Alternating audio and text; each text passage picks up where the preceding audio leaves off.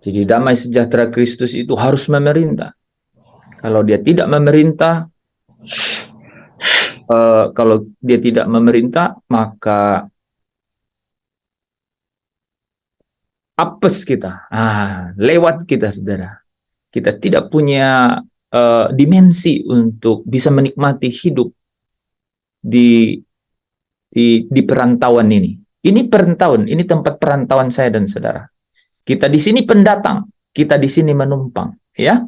1 Petrus 1, 1 Petrus 2 ya, ayat 1. Kamu yang pendatang dan perantau, ya. Kamu pendatang dan perantau. Kita menumpang di sini. Hanya dengan perspektif ilahi seperti itu, kita dapat seirama dengan rancangan damai sejahteranya Allah. Ya. Nah, Bapak Ibu Saudara yang dikasihi Tuhan, ya, malam hari ini saya ingin membahas sesuatu rahasia. Ya, ini rahasia, ya, rahasia yang harusnya luar biasa bagi setiap orang yang benar-benar memiliki ketetapan hati. Harus punya ketetapan hati. Orang yang tidak punya ketetapan hati namanya orang yang bimbang dalam hidupnya. Ya, sedikit-sedikit tanya sana, sedikit-sedikit tanya sini, gitu kan? Artinya dia belum menemukan, ya, dia belum menemukan tujuan, dia belum menemukan jalannya ke tujuan itu dalam hidupnya. Dia belum menemukan tauhidnya, dia belum menemukan. Ya, jadi kita harus benar-benar menemukan itu. Karena kalau saudara tidak menemukan, maka tidak punya tempat pegangan, ya, tidak punya tempat untuk berlabuh.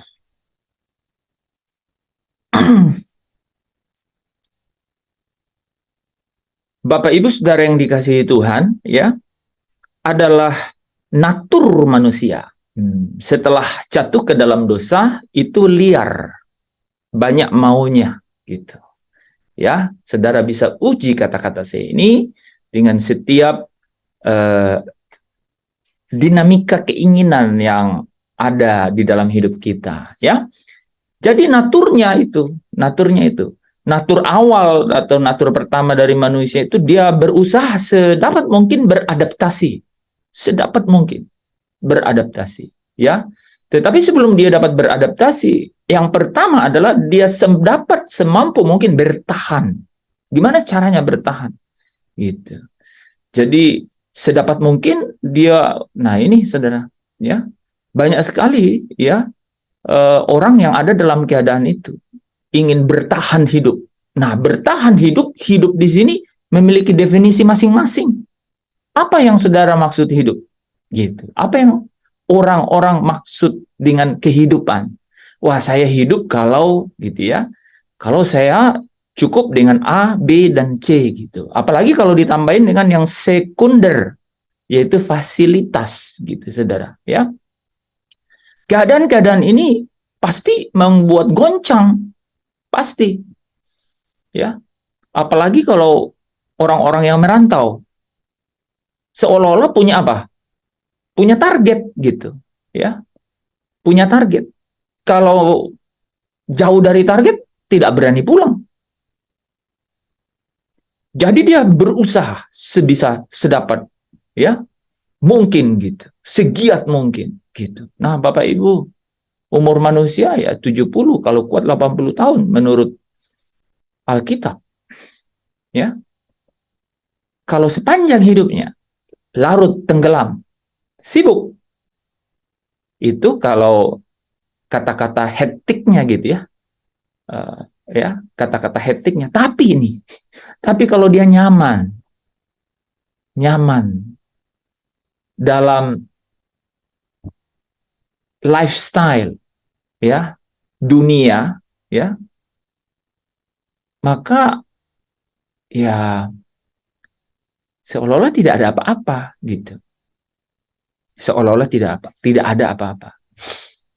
Tetapi persis yang Yesus katakan kepada seseorang yang di dalam Injil Lukas, ya, hai kau orang bodoh, katanya. Malam hari ini juga nyawamu akan diambil daripadamu. Karena apa? Karena dia mengandalkan Dia melabuhkan seluruh harapannya itu kepada sesuatu yang apa? Yang fana. Yang di dalam kerajaan surga tidak punya nilai, nggak punya takaran, gitu, nggak punya kualitas dalam kerajaan surga, gitu. Nah, apapun ya, apapun situasi hidup kita hari-hari ini, itu tidak jauh dari mata kita memandang keadaan itu. Entah itu sekecil drama kecil dalam kehidupan kita, ya, bisa drama kecil. Drama kecil itu saya dan sekitarku. Kalau saudara mau lihat miniaturnya, ya itu kalau saudara misalnya tinggal sendiri, entah itu di kos, entah itu di rumah kontrakan, ya itu miniatur saya dan sekitarnya saya, gitu. Dan keadaan itu adalah satu miniatur kecil. Apakah saudara sedang sibuk dengan diri sendiri atau sibuk dengan dunia ini, atau sedang memikirkan hal yang jauh lebih, ya, jauh lebih dihargai, jauh lebih memiliki makna dan ditakar, gitu ya, di dalam kekekalan, gitu. Itu miniatur yang kecil saja, dinamika di dalam kehidupan kita, saya dan sekitar saya, gitu. Apalagi kalau dibawa ke dalam konteks, saudara, konteks yang seolah-olah ya, dari seolah-olah itu agamawi, saudara, ya, seolah-olah itu adalah rohani, gitu ya. Jadi ada orang yang memandang agamawi itu ya oke, karena secara norma, secara tatanan, gitu ya, hidup bermasyarakat, hidup sosial itu standar, gitu. Atau mungkin kita lihat dari sisi apa? Dari kehidupan rohani, gitu. Saya dan sekitar saya dalam kehidupan rohani. Itu juga bisa menjadi comfort zone. Ya, menjadi tempat nyaman yang kita hilang, ya. Jadi saudara bisa bayangkan orang hilang arah, gitu ya, di tengah-tengah samudera luas, gitu. Wah, ya, bisa dibayangkan, gitu ya, mustahil untuk menolong, kan? Itu menemukan mercusuar di tengah samudera luas. Itu uh, itu bukan hal yang jauh di atas yang tidak kita bisa lihat di tengah-tengah dunia ini, saudara. Ya, tidak usah saya berbicara mengenai gemerlapnya metropolitan yang bisa membawa kepada kenikmatan dan bisa menghilangkan kita dari segala sesuatu yang segala sesuatu yang batiniah, saudara ya. Artinya kita terkunci, saudara ya, dengan semua fasilitas, dengan semua ketersediaan, gitu ya, dengan semua kelancaran yang disebut comfort zone itu, zona nyaman itu. Tidak usah terlalu jauh ya ke konteks seperti itu. Bahkan di kehidupan rutin, ya. Jadi sebenarnya hanya ada dua hypes dari hidup ini. Hanya ada dua puncak, gitu, dari hidup ini. Yang pertama itu adalah begitu gemerlapnya sehingga saudara tidak sadar lagi mengenai ada tempat atau kehidupan yang lain. Itu pertama, itu hype yang pertama. Yang kedua adalah tidak terlalu larut dalam kemewahan atau larut di dalam euforia, gitu ya, pesta pora, tetapi itu karena rutin. Semuanya udah rutin.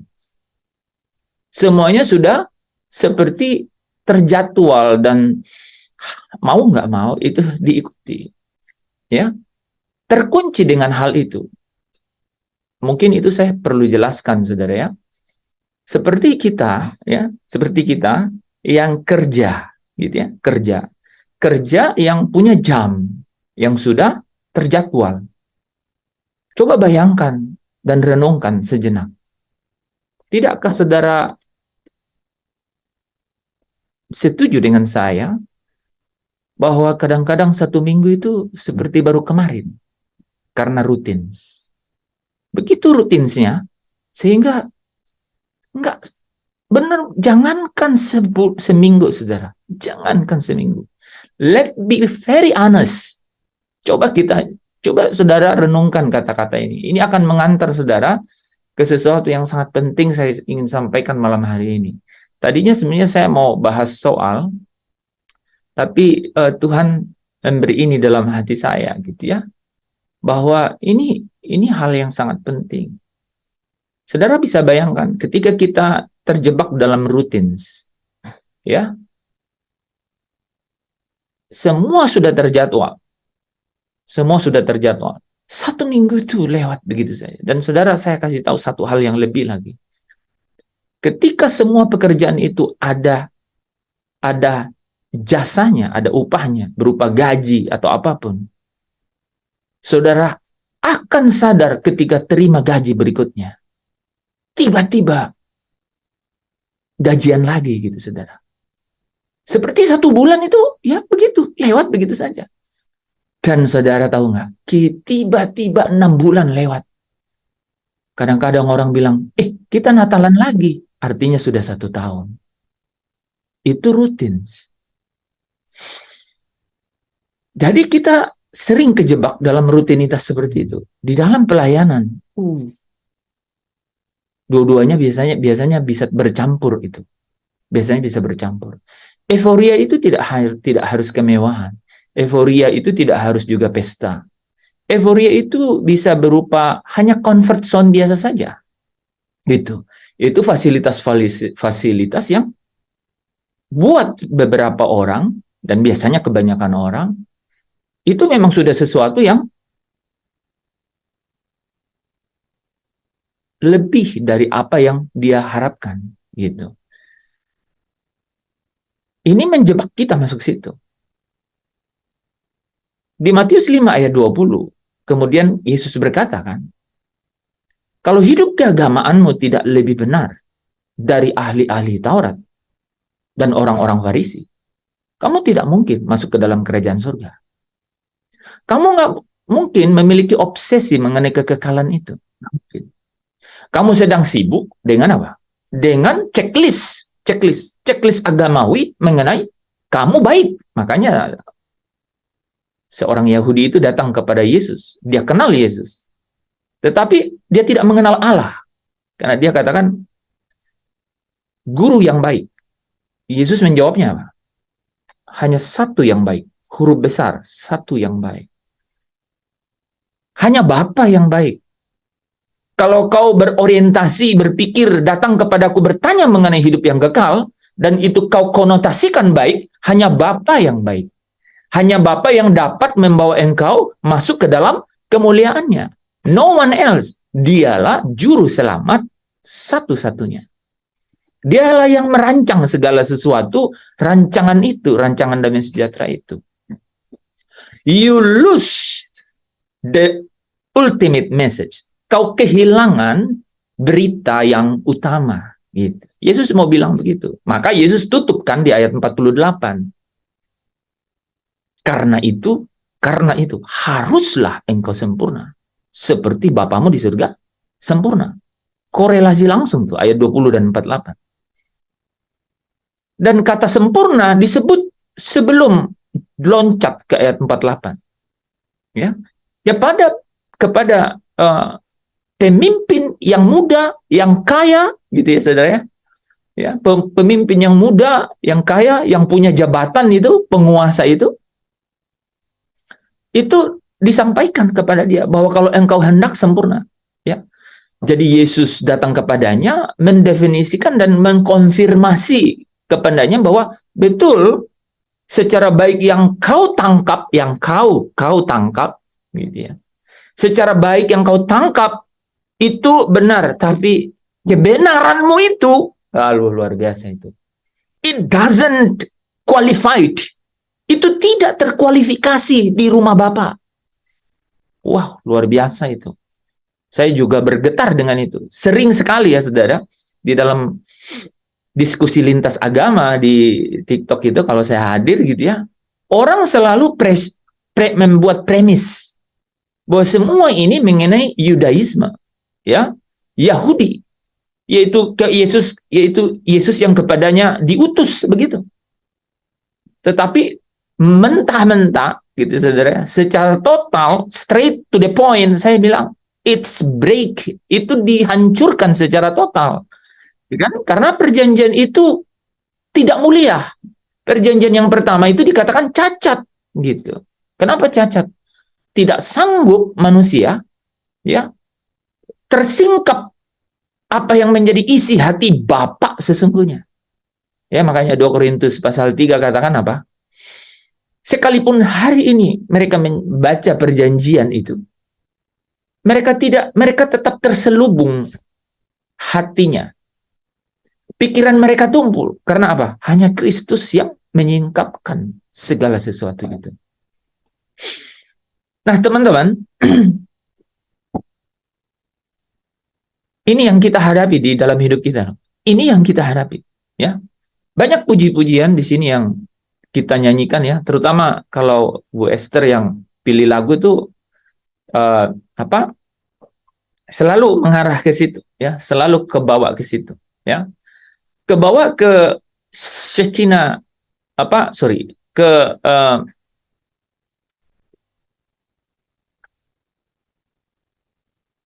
jadi lupa saya. Ke rumah Bapak. Bukan apa, Bu? Place apa? Hidden place.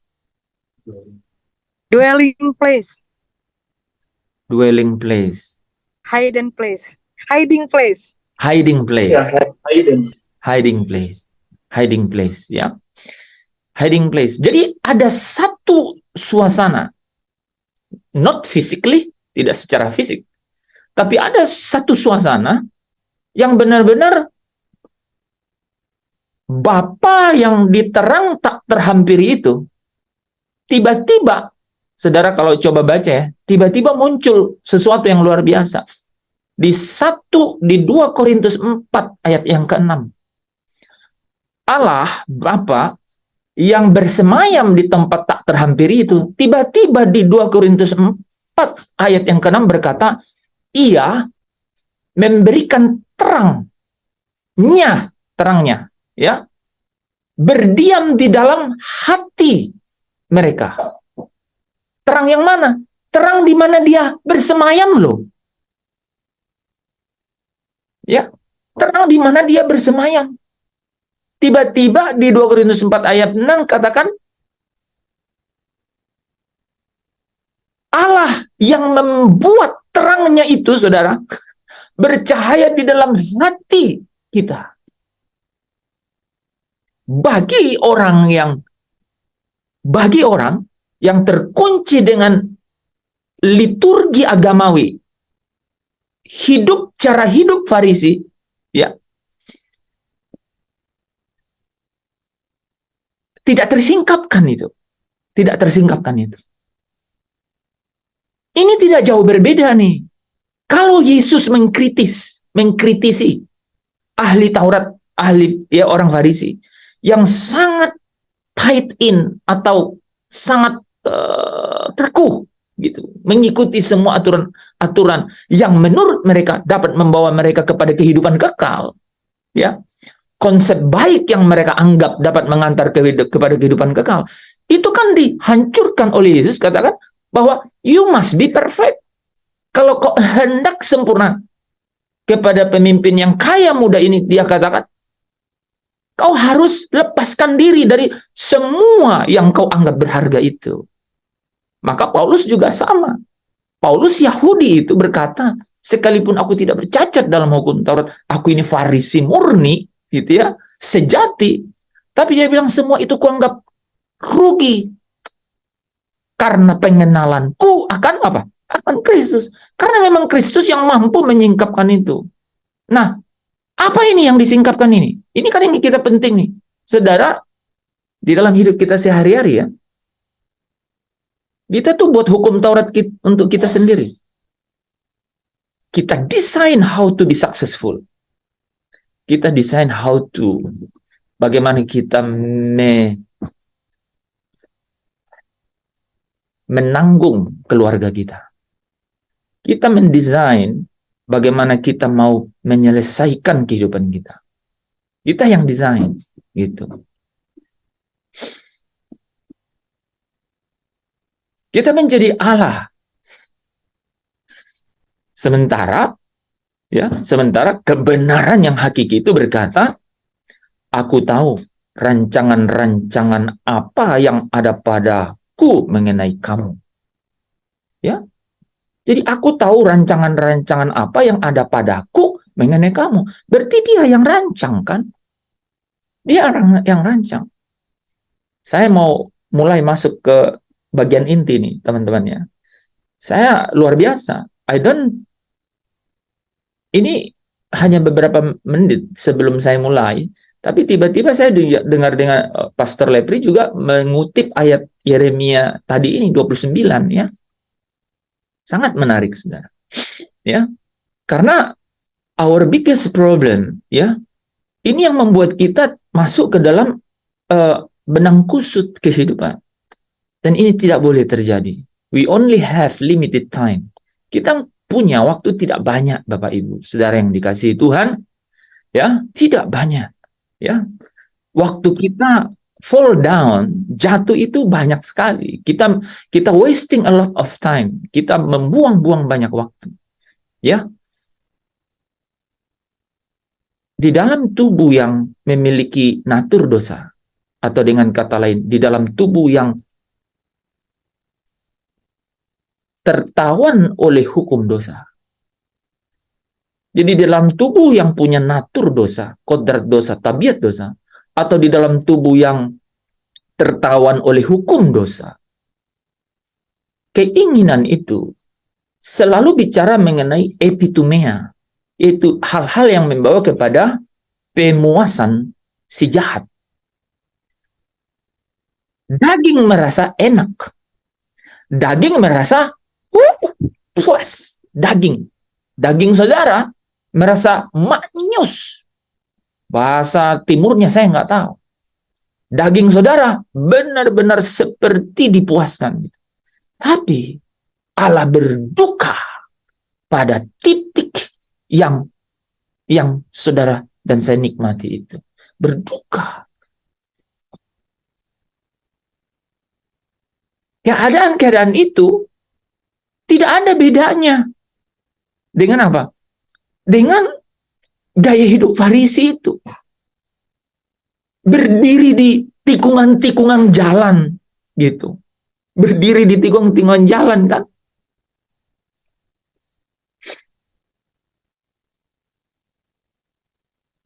Berdoa dengan apa? Dengan bertele-tele kan?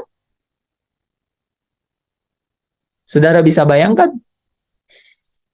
Itu sama dengan hidup kita nih, ya. Wah, ini memang harus benar-benar dibongkar, saudara. Ini harus dibongkar. Ya, ini harus dibongkar. Ya. Ini harus benar-benar dibongkar. Di sini kau beri kelegaan. Seberapa setuju saudara dengan syair itu? Seberapa setuju? Dan kalau seberapa setuju, terus how you do it? Gimana engkau committed dengan itu? Coba aja. Dan saya berani bicara, saudara. Itu membuat, itu yang menjadi bagaimana fata morgana di dalam kehidupan saya dan saudara. Itu tergantung dengan keputusan itu. Tergantung dengan keputusan bagaimana kau menyikapi jalan untuk pulang itu. Bagaimana kau menyikapi untuk pulang ke hidup yang kekal itu. Bagaimana kau menaruh nilai pada hidup yang kekal itu. Itu benar-benar Itu benar-benar intervensi langsung. Jadi saudara, cuman dua kan realitas fakta yang benar-benar saudara bisa lihat. Orang yang benar-benar cuek mana kehidupan kekal, pasti ini pasti. Dia akan benar-benar tenggelam larut dalam euforia pesta dunia ini. Lihat saja. Pasti begitu. Dia benar-benar unlock, benar-benar tidak terhubung, disconnected dengan kekekalan. Itu yang di Mazmur 73 itu. Dia tergelincir di tempat yang licin. Tetapi yang kedua, saudara, adalah orang-orang, ini orang-orang yang saya langsung buat ekstrim dua ya. Orang-orang yang secara dunia dianggap bodoh. Tapi hikmat Allah itu menaruh nilai yang tertinggi di kerajaan Allah. Nah, itu dua ekstrim. Nah, kita malam hari ini pasti akan mempelajari harga tinggi di hadapan Allah, saudara. Jadi rutinitas kehidupan kita itu bisa menjadi hal yang benar-benar membuat kita terjebak di dalamnya. Ya, terjebak di dalamnya. Nah, saya kasih beberapa contoh, saudara ya. Kita harus benar-benar kita punya waktu 15 menit untuk benar-benar mendalami itu. Apapun yang saudara kerjakan, ini pasti relevan. Pasti relevan. Dan saya berharap, ya, dengan pesan pengembalaan malam hari ini, pastoral message malam hari ini, teman-teman, saudara mendapat impartasi iman. Saudara harus dapat. Karena ini bukan ya dari manusia, saudara. Ya, Tuhan ini berbicara, ya.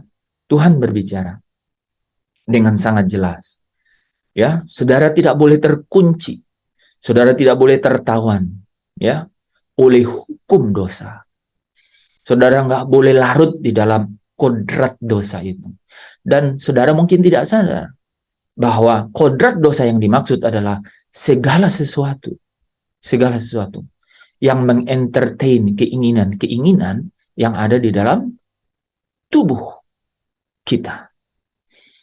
Di dalam ini yang disebut dalam 2 Korintus 3, ya. Roma pasal 7. Bahwa segala sesuatu nih di dalam tubuh kita ada hukum.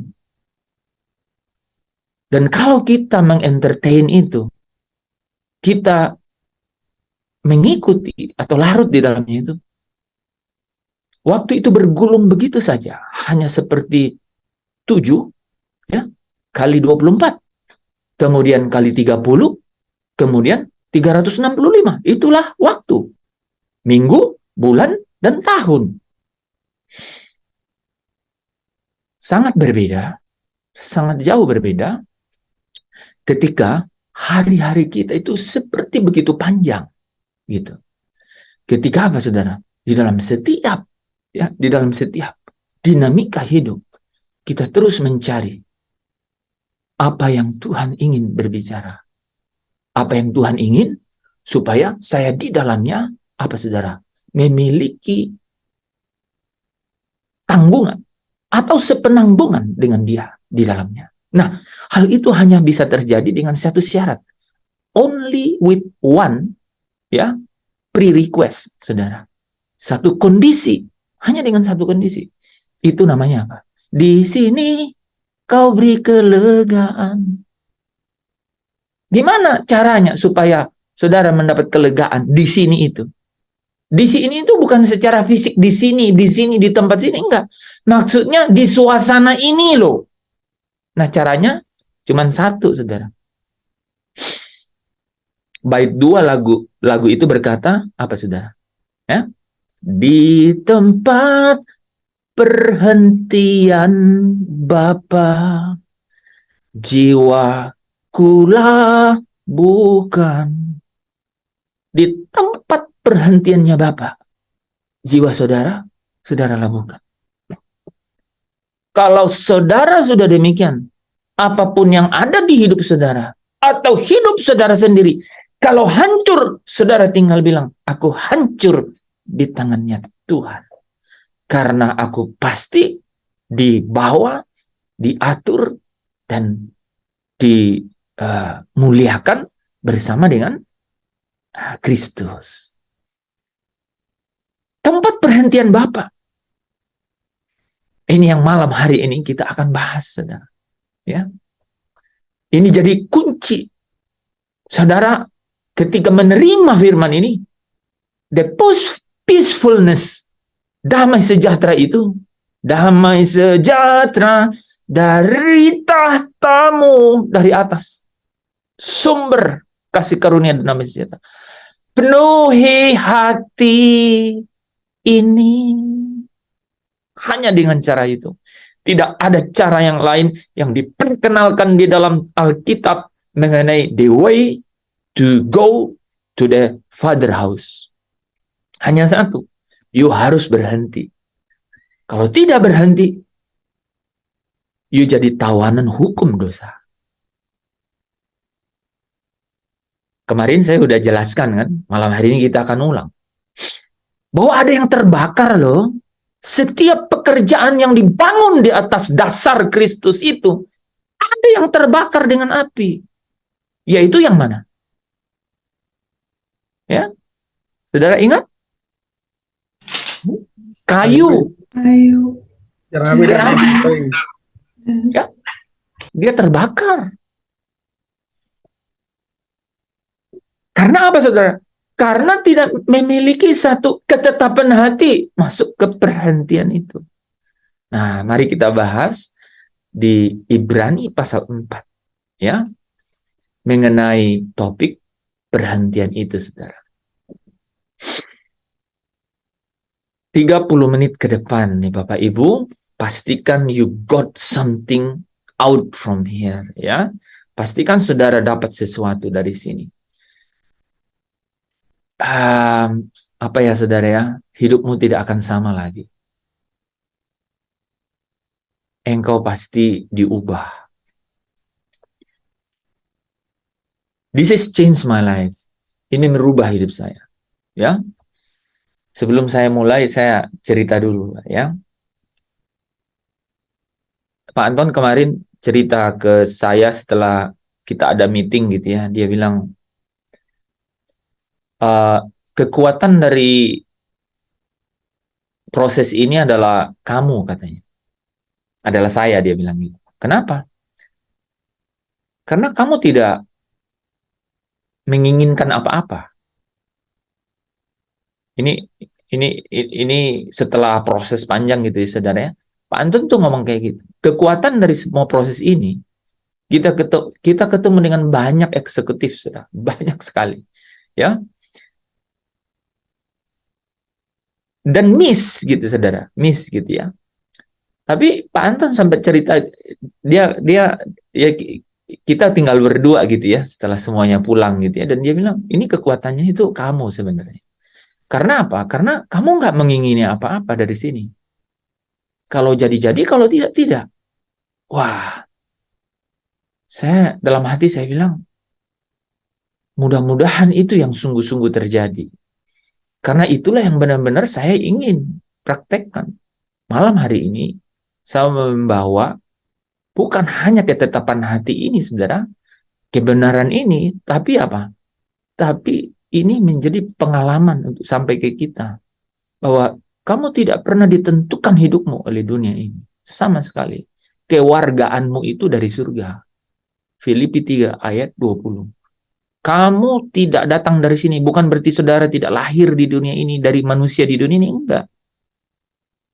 Kamu itu adalah keturunan Allah. Teknon. You datang dari atas. Bukan dari sini. You must have that convenience. Kamu harus punya ketenangan itu. Ya, kenyamanan itu dalam saudara. Bukan hanya percaya diri. Banyak orang yang percaya diri, tetapi dia masih takut dengan gigitan anjing di pantatnya. Gitu, saudara. Begitu. Masih simpan agenda plan B gitu dalam hidupnya.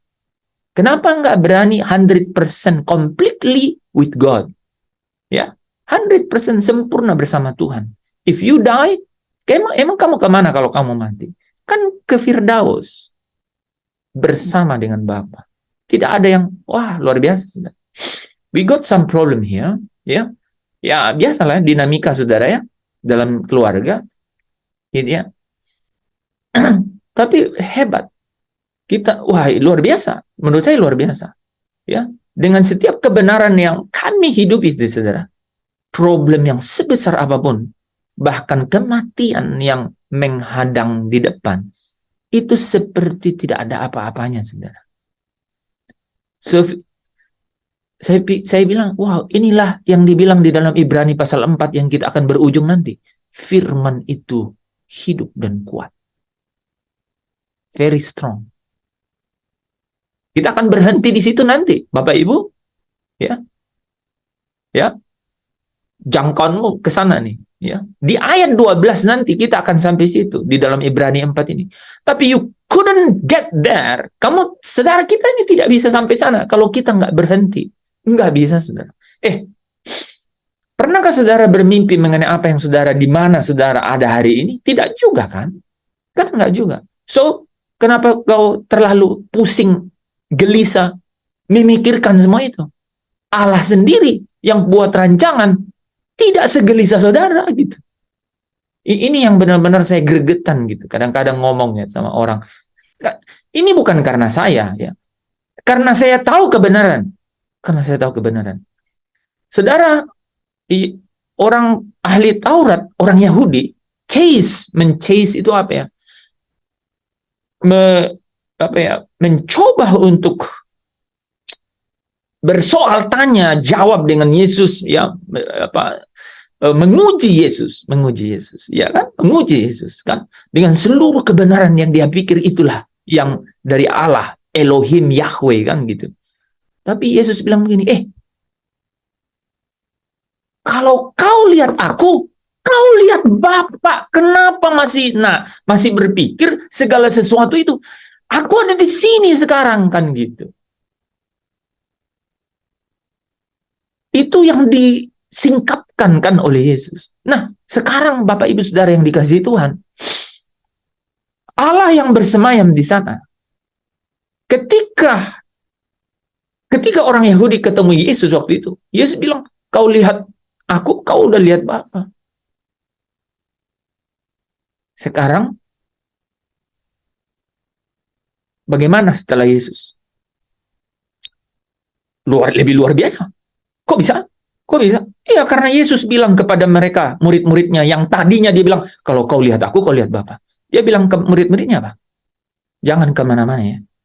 Lebih baik kalau aku pergi. Karena roh Allah itu akan datang kepadamu. Turun atas kamu. Dan dikatakan apa? Dia akan berdiam di dalam kamu. Kok bisa luar biasa? Oh, luar biasa. Ya. Karena apa? Karena terang yang tadi tidak terhampiri itu, tiba-tiba terangnya itu hadir di dalam hatimu. Coba ada teman-teman yang ulang baca ya. 2 Korintus 4 ayat 6 itu. Itu luar biasa. Saudara akan tercengang dan baru kita loncat dengan apa yang dimaksudkannya dengan itu di dalam Ibrani pasal 4. Sebab Allah yang telah berfirman, dari dalam gelap akan terbit terang. Sebentar Pak, sampai situ dulu. Jadi dari dalam sesuatu yang terselubung, no one knows. Nabi-nabi, hakim-hakim, raja-raja lewat. Musa juga lewat. Kemuliaan yang Musa lihat itu pudar, hilang.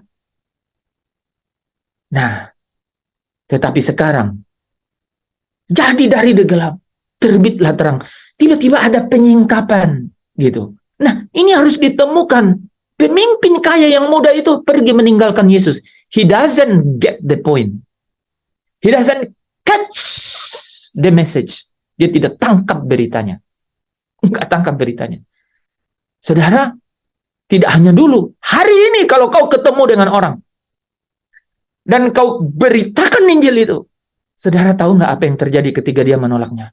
Dikatakan hatinya terselubung oleh ilah zaman ini, sehingga dia tidak dapat melihat cahaya Injil yang adalah kemuliaan Kristus, yang adalah gambaran Allah, saudara.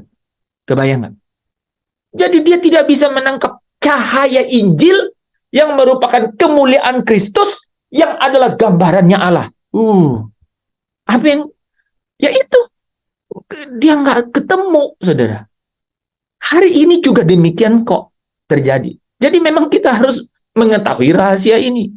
Nah, kalau saya dan saudara sampai harus menguji diri, apakah saya benar-benar sungguh-sungguh sudah menemukan rahasia ini? Salah, hanya satu caranya menguji. Terbakar nggak dengan api?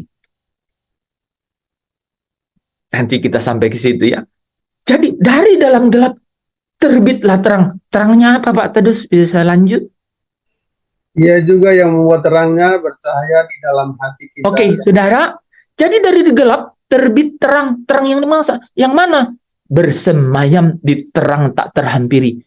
Tiba-tiba ia juga yang membuat terangnya dikatakan apa? Bercahaya. Ya Allah. Terangnya bercahaya di dalam hatimu. Itu pemberian Allah, bukan usaha. Allah yang menarik engkau datang kepada terangnya itu. Tidak kau bisa usahakan. Itu pemberian. Bersukacitalah kalau hari ini kau merasakan bahwa terang itu ada di dalam dirimu. Itulah cerminan daripada kemuliaan itu sudah ada dalam dirimu. Manusia tidak bisa mencarinya. Nah, apa gunanya dari terang yang bercahaya dalam hati ini? Lanjut, Pak. Supaya kita beroleh terang dari pengetahuan tentang kemuliaan Allah yang nampak pada wajah Kristus. That's it. Saya udah mau bilang amin, terus doa penutup ini sebenarnya, tapi ya begitu.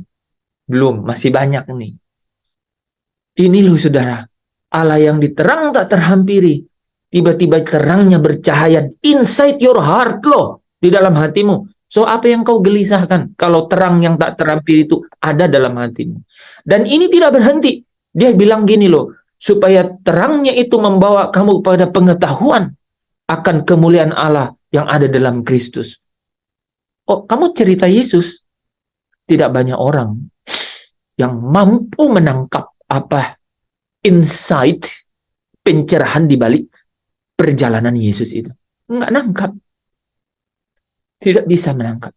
Tapi kalau saudara menangkapnya, saudara akan bilang, terima kasih Tuhan untuk setiap via dolorosa. Karena melaluinya, aku melihat ujung harapan itu sungguh-sungguh nyata. Dan aku mau setia, menjadi saksi yang setia sampai akhir.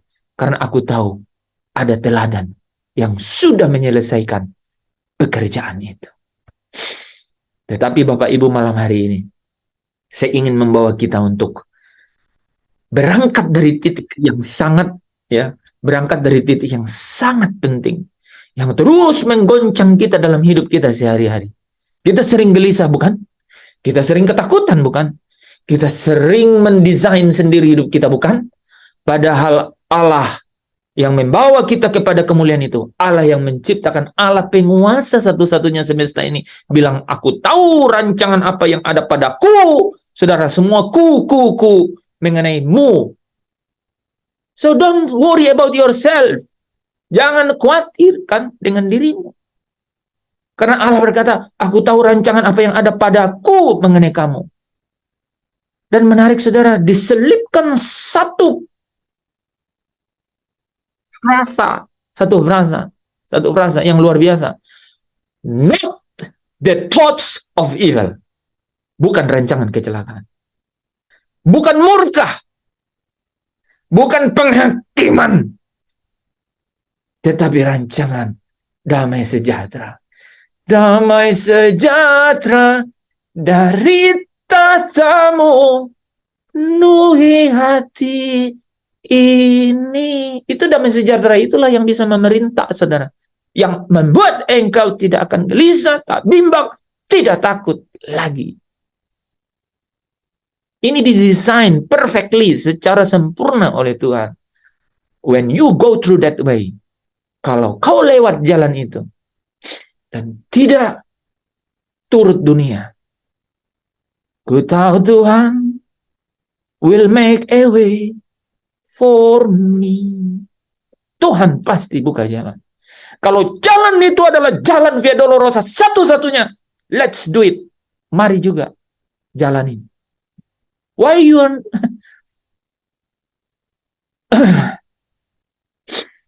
Singa itu punya liang, burung punya sarang. Tapi the man of God, ya, anak manusia, tidak punya tempat untuk membaringkan gembala. Saudara harus sepakat dengan kata itu. Jangan banci dengan kata itu. Kalau dikasih rumah, saudara ya, saya dengar tadi malam ada konglomerat di Amerika yang rumahnya 15.000. 15.000 rumahnya. Yang wawancarai, ya tentu saja dia nggak bilang kau tempati semua itu. Nggak mungkin kan? Jadi dia bilang, Bapak sewain semua itu. Tapi kita nggak tergoda tuh, saudara. Enggak lah sama sekali. Kita ini pendatang di bumi ini. Kita perantau. Cari ayatnya tuh, Pastor. 1 Petrus. Kita menumpang. Jadi kita tuh musafir di sini. Ya. Jangan pikir mau menetap punya pavilion di sini. Saudara, ini pasti melegakan jiwamu. Ini pasti membuat engkau sukacita. Itulah damai sejahtera dari tahtamu. Penuhi hati ini. Itu yang akan memerintah. Nah, Bapak Ibu, kata kunci malam hari ini khotbah baru memulai, masuk dalam perhentian. Benar-benar, berhentilah di dalam Tuhan. 2015, it was 8 years ago. Ya, saya ingat tuh sama Bu Esther, kita buat seminar. It was 8 years ago. 9 mungkin ya, mungkin 2014 kali apa 15 tuh. Ya, kita kasih judul seminar itu Rest in Him. Ya, istirahat di dalam Tuhan. Di dalam Alkitab ya, dijelaskan lebih tepat dengan tempat perhentian. Nah, saya suka juga karena saya kira hambanya yang menciptakan lagu tempat perhentian itu saya kira pasti terinspirasi luar biasa dengan apa? Dengan terang. Tiba-tiba terang itu bercahaya dalam hati saudara. Bahkan terang itu menuntun saudara pada pengetahuan akan kemuliaan Allah yang ada pada wajahnya Kristus. Wow, itu menurut saya luar biasa. Aku tidak bisa membatasi. Gini loh, saya mau berhenti bicara, tapi nubuatan itu terus mengalir. Itu saya nggak bisa. Luar biasa, saudara. Bayangkanlah ya, Allah Bapamu itu yang merancang damai sejahtera dalam hidupmu.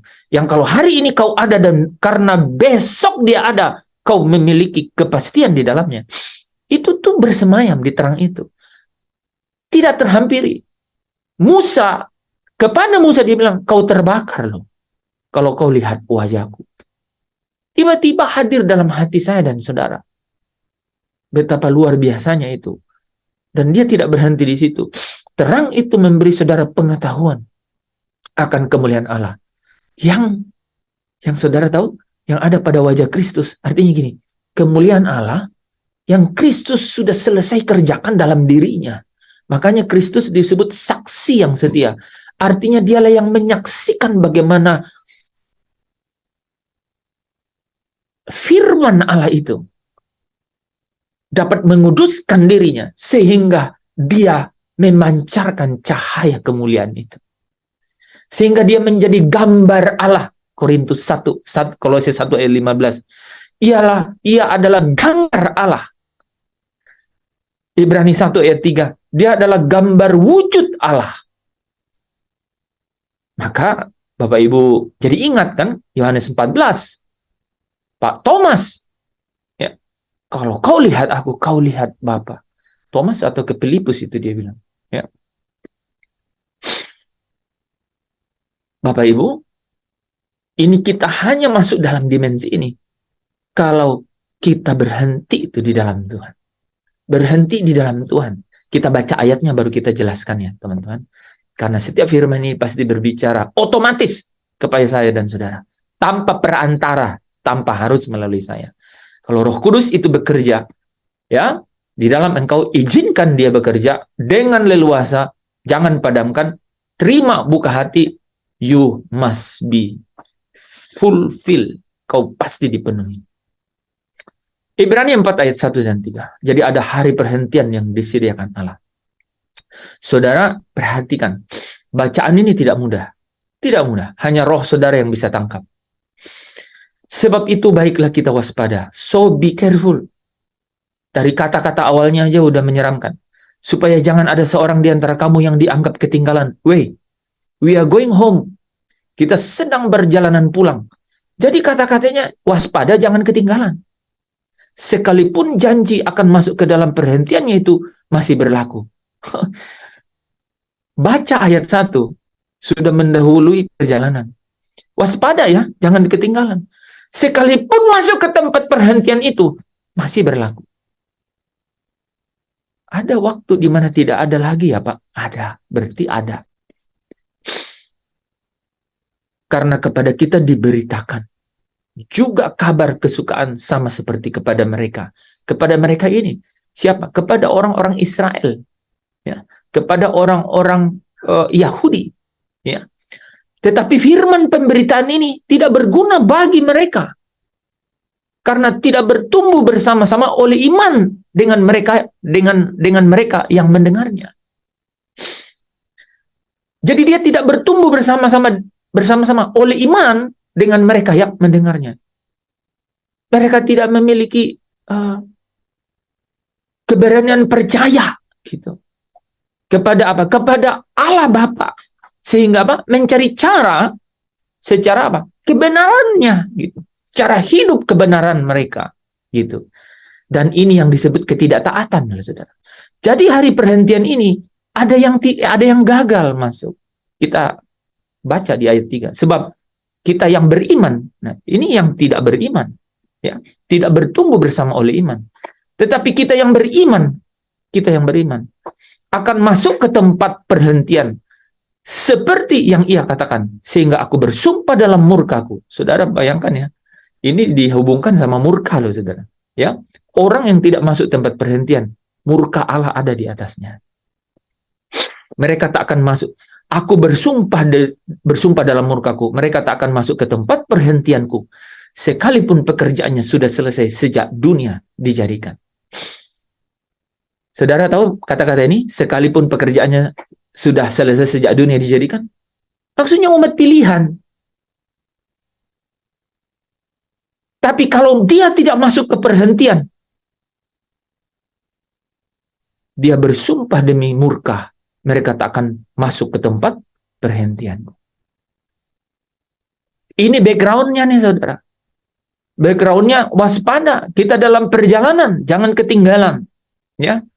Janji, ini adalah janji masuk ke perhentian. Di tempat perhentian Bapa, jiwaku labuhkan.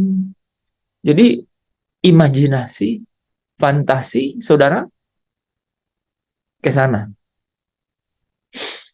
Tidak hanya, sekali lagi saya katakan, itulah hidup yang kekal itu. Tapi hidup yang kekal itu dimulai sejak di sini. Di dalam manusia batinnya saya dan saudara. Yang memiliki apa? Pengetahuan akan kebenaran. Akan apa? Pengetahuan kebenaran apa? akan kemuliaan Allah yang nampak pada wajah Kristus itu. Dan itu hadir menjadi terang di dalam saya dan saudara, di dalam hati saya dan saudara. Buktinya apa?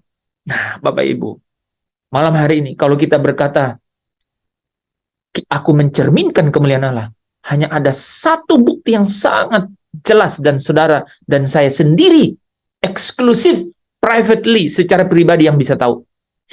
Kalau saudara masuk ke tempat perhentian, kau bisa bilang, kau harus berkata, hanya kau satu-satunya dalam hidupku. Tak ku ingini lagi indahnya dunia ini, karena ku yakin yang kau beri sediakan sempurna. Harus beristirahat di tempat perhentian itu. Apa saja dalam hidup saya dan saudara. Jangan liar. Ya. Jangan mengingini. Wah, ini kata-kata ini jadi muncul. Jangan mengingini. Kalau kau mengingini, kau keluar dari tempat perhentian. Wow. Kalau kau mengingini, kau keluar dari tempat perhentian. Bapamu di surga tahu persis, ngukur upahmu yang jadi bagianmu. Pak, tapi kan kita butuh ini, butuh ini. Enggak, anak manusia tidak punya tempat membaringkan kepala. Saudara yakin kan? Saya dan saudara pasti yakin, ikuti jejak Kristus kan? Itu jejaknya. Ya. Amin, saudara. Yang masih ikutin saya, boleh lambaikan tangan. Oke? Amin. Saya ini tidak sembarangan. Saudara mau bilang bye bye my life. Saudara mau bilang bye bye my life. Selamat tinggal kehidupanku. Boleh bilang ini? Selamat tinggal kehidupanku. Bye bye. Bye bye my life gitu. Iya, saudara masuk ke perhentian untuk segera meluncur ya ke tempat perhentian Bapa. Amin, saudara. Kita lanjut ya. Ibrani 4 ayatnya yang ke-6. Boleh lah ya, tetap gini ya. Jadi sudah jelas kan? Nah, saudara ya, jadi sudah jelas. Ya. Bahwa ada sejumlah orang yang akan masuk ke tempat perhentian itu. Sedangkan mereka yang tidak taat, ya, mereka yang kepadanya lebih dahulu diberitakan kabar kesukaan itu, ya, tidak masuk karena ketidaktaatan mereka. Amin. Karena itu, baiklah kita berusaha masuk ke dalam perhentian itu. Jadi memang harus diusahakan, saudara. Harus diusahakan. Percaya, firman ini, firman yang hidup dan kuat. Supaya jangan seorang pun jatuh karena mengikuti contoh ketidaktaatan itu juga. Jangan ditawan oleh setiap rutinitas, saudara. Jangan terbelenggu olehnya. Jangan mengingini apapun, saudara. Jangan mengingini. Kau pasti bersuka cita. Kau pasti menikmati damai sejahtera. Dari tahtamu penuhi hati ini. Pasti. Itulah yang disebut kepenuhan kealahan. Ketika firman-Nya Allah itu menggenapi hidup saya dan saudara. Amin. Percaya. Ini bicara mengenai iman. Artinya timbul dari setiap firman. Itu yang kenapa ditutup di ayat yang ke-12 sampai 13. Untuk topik ini, saudara. Saudara tahu nggak kaitannya? Perhentian ini itu harus punya iman. Dan iman itu dari firman ini. Sebab firman Allah itu hidup dan kuat. Jangan ragu. Jangan ragu. Ya. Dan lebih tajam daripada pedang bermata dua manapun. Saudara, dengan ini adalah ayat bridging nih, saudara. Jangan saudara pura-pura dalam perhentian. Karena firman itu, wah ini luar biasa nih. Orang Yahudi Orang Farisi, dia pikir dia orang baik. Tetapi tidak memiliki nilai dalam kekekalan. Luar biasa loh. Luar biasa tuh. Makanya disebut ketidaktaatan itu. Disebut ketidaktaatan. Iman mereka itu katanya tidak bersama-sama dengan mereka gitu. Iman mereka itu tidak seirama dengan apa yang mereka mau gitu. Kok bisa ya? Oh iya, karena firman itu luar biasa. Dikatakan seperti pedang bermata dua manapun. Ia menusuk amat dalam sampai memisahkan jiwa dan roh. Tidak mungkin kita sembunyiin apa-apa. Sendi-sendi dan sumsum. Ia sanggup membedakan pertimbangan dan pikiran hati kita. Dan tidak ada satu makhluk pun, saudara lihat kan, ayat 13-nya jadi dijelaskan. Tersembunyi di hadapannya. Ya. Sebab segala sesuatu telanjang dan terbuka di depan mata dia, yang kepadanya kita harus memberikan pertanggungjawab. Jadi kita nggak bisa pura-pura bilang, aku udah berhenti di dalam. Nggak bisa. Kita harus benar-benar berketetapan hati, saudara. Jangan mengingini apapun. Jangan menjadi tawanan hukum dosa. Jangan menuruti keinginan dagingmu supaya memuaskan nafsunya. Jangan, saudara. Karena apa, saudara? Satu kali kelak pekerjaan masing-masing itu akan diuji. Hari Tuhan menyatakannya. Dengan nyala api, saudara. Masing-masing orang akan diuji. Apakah benar-benar sungguh-sungguh dapat masuk ke tempat perhentian Bapa? Kota yang kudus Yerusalem baru itu. Wah. Menyukakan sekaligus menggetarkan, saudara. Jika pekerjaan yang dibangun seseorang itu tahan uji. Artinya apa, saudara? Itu artinya di dalam ketaatan yang penuh kepada firman ini. Ya. Ia akan mendapat upah. Tetapi pekerjaan yang lain itu terbakar. Dan dikatakan ia mendapat kerugian loh, saudara. Ya. Diuji dengan apa, saudara? Ini yang kita baca kemarin ya. Wahyu 1 ayat 13-14. Ketika anak manusia itu datang dalam kemuliaan. Dan di tengah-tengah kaki Dian, jemaat. Kaki Dian itu jemaat. Ada 7 jemaat. Ada seorang serupa anak manusia. Yesus Kristus Tuhan yang datang kembali. Berpakaian jubah yang panjang sampai ke kaki dan dadanya berlilitkan ikat pinggang dari emas. Saudara lihat, kepala dan rambutnya putih bagaikan bulu yang putih mentah. Mempresentasikan akan kemuliaan dan terang itu. Dan matanya bagaikan nyala api. Matanya bagaikan nyala api. Saudara, kalau perhatikan, itulah yang disebut diuji dengan api. Dialah sang firman itu. Ho, logos. Dialah sang firman itu. Dia yang menguji. Matanya bagaikan nyala api. Dia yang menguji dengan api setiap apa? Pekerjaan masing-masing orang. Dan maksudnya apa? Dia adalah sang firman itu yang menguji. Firman itu seperti pedang bermata dua.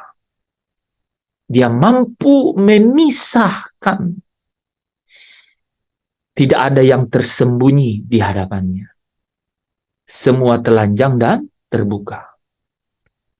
Mulai malam hari ini, mari kita renungkan itu. Allah itu sudah merancang, saudara. Dan pada dia ada rancangan-rancangan saya dan saudara. Rancangan-rancangan dia mengenai saya dan saudara. Saya harus ulang ya. Pada dia itu ada rancangan-rancangan dia mengenai saya dan saudara. Jadi dia yang rancang. Not us. Bukan kita. Ya. Dan not thought of evil. Dalam bahasa Inggrisnya sangat menarik. Bukan rancangan kecelakaan. Thought of evil. Bukan pikiran-pikiran dari iblis. Bukan. Tetapi rancangan damai sejahtera yang mendatangkan hari depan yang penuh dengan harapan. Dan harapan itu ya, itu adalah bersama dengan dia di kota yang kudus, Yerusalem yang baru. Di dalam dan awal perjalanan ini harus selalu dimulai dengan masuk ke tempat perhentian itu. Orang nggak bisa, orang yang nggak dapat, orang nggak mampu untuk bisa sampai kalau dia tidak masuk ke tempat perhentian itu. Yaitu berkata, tak ku ingini lagi, ya, indahnya dunia ini, karena ku yakin yang kau sediakan sempurna. Kota kudus, Yerusalem yang baru. Yerusalem surgawi, Bukit Sion itu. Kita harus selalu melabuhkan jiwa kita ke tempat perhentian itu. Tempat perhentian di sini tidak hanya secara fisik nanti, tapi sejak dini sekarang ini. Karena apa? Karena terang yang tak terhampir itu, terang itu tiba-tiba ada di hati kita nih. Bercahaya dalam hati kita. Ya, tidak tahukah kamu bahwa Roh Allah itu berdiam di dalam kamu? Ya, berdiam di dalam saya dan saudara. Amin. Dia yang akan terus memimpin saya dan saudara. Ya, Allah bekerja di dalam segala sesuatu untuk mendatangkan kebaikan bagi orang-orang yang mengasihi Dia. Jangan takut, jangan bimbang, jangan gelisah. Amin. Kalau kau masuk dalam perhentiannya Tuhan, artinya apa? Harapkan Dialah satu-satunya. Ya, Dialah kesukaanmu. Dialah satu-satunya yang kau andalkan. Gitu. Ya, Dia kesukaanmu, bukan prestasimu, bukan hasil dari kuliahmu, bukan hasil dari pekerjaanmu, apalagi hormat manusia. Sama sekali itu kau eliminasi dari hidupmu. Lepaskan diri dari semua keinginan itu. Kau pasti dilihat sedang ada dalam perhentian itu. Ya, maka Allah bekerja mendatangkan kebaikan. Kau pasti diberi kekuatan. Allah yang memanggil kita kepada kemuliaannya di dalam Kristus, Dia akan melengkapi, menguatkan, meneguhkan, dan mengokohkan kamu di dalam perjalanan ini. Terpujilah Kristus. Saudara diberkati dengan firman Tuhan yang kuat dan hidup itu. Amin. Mari kita tutup dalam doa. Bapa, kami mengucap syukur. Biarlah kau meteraikan setiap firman-Mu yang hidup itu. Dan kami percaya ada Roh Allah yang kudus. Mari Engkau ambil bagian ini. Sungguh-sungguh kami buka hati kami. Kami buka hati kami, Tuhan. Untuk jamahan-Mu malam hari ini. Supaya kau singkapkan kebenaran. Karena kami tahu kebenaran itu hidup. Dia hidup. Kebenaran itu kuat. Sehingga firman itu Tuhan dapat membangkitkan iman kami yang sungguh-sungguh kokoh di dalam tempat perhentian itu. Terima kasih supaya kami tidak tergolong ke dalam orang-orang yang tidak taat dan luput dari murka Allah. Terima kasih Bapa, di dalam Kristus Yesus kami mengucap syukur dan berdoa. Saudara yang diberkati, yang percaya, bersama dengan saya katakan amin. Amin, amin. Amin. Amin. Amin. Amin. Terima kasih semuanya. Terima kasih.